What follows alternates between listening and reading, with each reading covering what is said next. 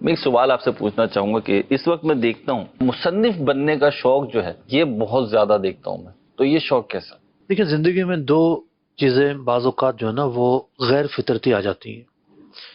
ایک یہ ہے کہ آپ کے پاس علم ہے، آپ کے پاس فن ہے، آپ پھر بھی انکساری کا مظاہرہ کر رہے ہیں، کتاب میں لکھ رہے ہیں۔ ٹھیک، یہ نہیں ہونا چاہیے۔ صحیح، جس آدمی کو رسوخ اور کسی فن میں ملکہ ہو اسے اپنا علم منتقل کرنا چاہیے۔ ٹھیک، ایک یہ ہوتا ہے کہ ایک آدمی محض مصنف بننا چاہتا ہے، اس کا بھی طریقہ ہے، مصنف بننے کی لائن میں شامل ہونا بری بات نہیں ہے۔ ٹھیک، ایک فیلڈ ہے، اپنے قد کے مطابق کام کرے۔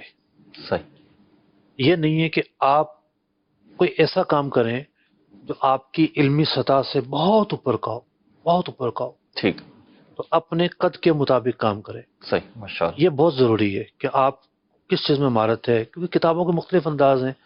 مثال کے طور پہ سیرت ہے، اب سیرت نبوی سے کسی نے کسی احادیث کسی خاص موضوع پر واقعات نکال لیے جی، کہ 20 موضوع پر احادیث سے واقعات، ایک بڑا آسان کام ہے۔ ٹھیک، اب اس کے اندر کیا ہے، جو نیا آدمی ہے اس کو لکھنے کا سلیقہ بھی آئے گا، صحیح، معافی ضمیر کیسے منتقل کرنا ہے، چیزوں کو کیسے نقل کرنا ہے، خلاصہ کیسے بنانا ہے، یہ کام سکھائے گا۔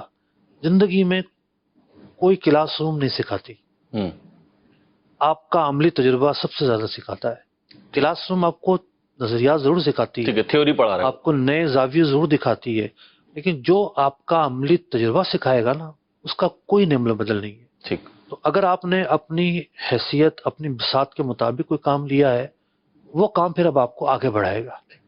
یہ ایک متعدل زاویہ ہے۔